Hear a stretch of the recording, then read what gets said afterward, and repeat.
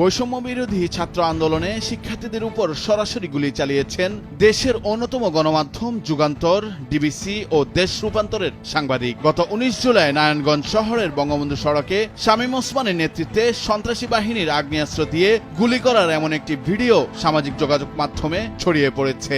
দুটি আগ্নেয়াস্ত্র হাতে ছিলেন ডিবিসি টেলিভিশন ও যুগান্তর পত্রিকার নারায়ণগঞ্জ জেলা প্রতিনিধি রাজু আহমেদ। দেশ রূপান্তর পত্রিকার জেলা প্রতিনিধি কমল খানকেও অস্ত্রের মহড়ায় দেখা যায়।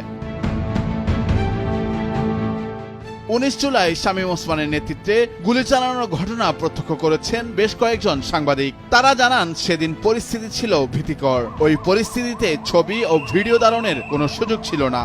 ভিডিও ধারণ করতে গিয়ে একজন সাংবাদিক মারধরেরও শিকার হন। গত 19 জুলাই চাষাড়ার বঙ্গবন্ধু সড়কে শামীম ওসমানের নেতৃত্বে সন্ত্রাসী বাহিনীর আগ্নেয়াস্ত্র দিয়ে গুলি করার ভিডিওতে দেখা যায় শামীম ওসমানের বাহিনী আগ্নেয়াস্ত্র হাতে মুহুর্মুহু গুলি ছুটছে সামনের দিকে। ভিডিওতে শামীম ওসমানের শ্যালক ও বাংলাদেশ ক্রিকেট বোর্ডের পরিচালক তানভীর আহমেদ চিটুকেও গুলি ছুটতে দেখা গেছে।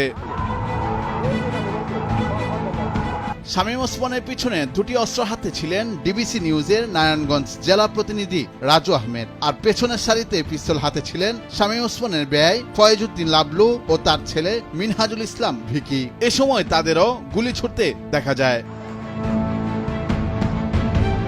একই বহরে অস্ত্র হাতে নারায়ণগঞ্জ সিটি কর্পোরেশনের 17 নম্বর ওয়ার্ডের কাউন্সিলর আব্দুল করিম বাবু ও তার ছেলে রিয়ানকেও দেখা গেছে। ওই মিছিলে শামীম ওসমানের ঘনিষ্ঠ অনুচর ব্যবসায়ী অনুপম কুমার সাহা, মহানগর যুবলীগের সভাপতি শাহাদাত হোসেন ভুঁইয়া সাজনু সহ অসংখ্য ব্যক্তিদের অস্ত্র হাতে দেখা যায়।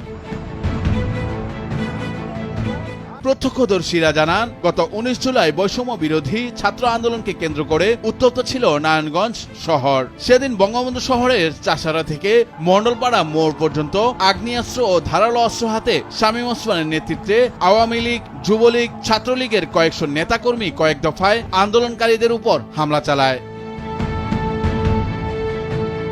প্রত্যক্ষদর্শীরা আরো জানান, ভিডিওতে না আসলেও সেদিন শামীম ওসমানের ছেলে ইমতিনান ওসমান অয়ন, ভাতিজা আজমেরি ওসমান, মহানগর আওয়ামী লীগের যুগ্ম সম্পাদক শাহ নিজামও গুলি চালিয়েছেন। অস্ত্রের মহড়ায় ছিলেন মহানগর ছাত্রলীগের সভাপতি মেহেদী হাসান সম্রাট, সাধারণ সম্পাদক রাসেল প্রধানও।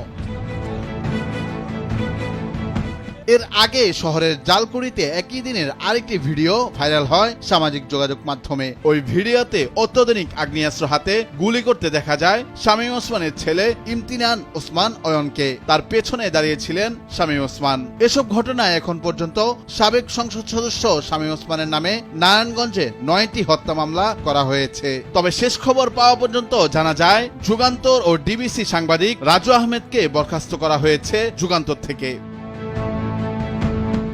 নুরুল আফসার, নিউজ ডেস্ক, ভোরের কাগজ।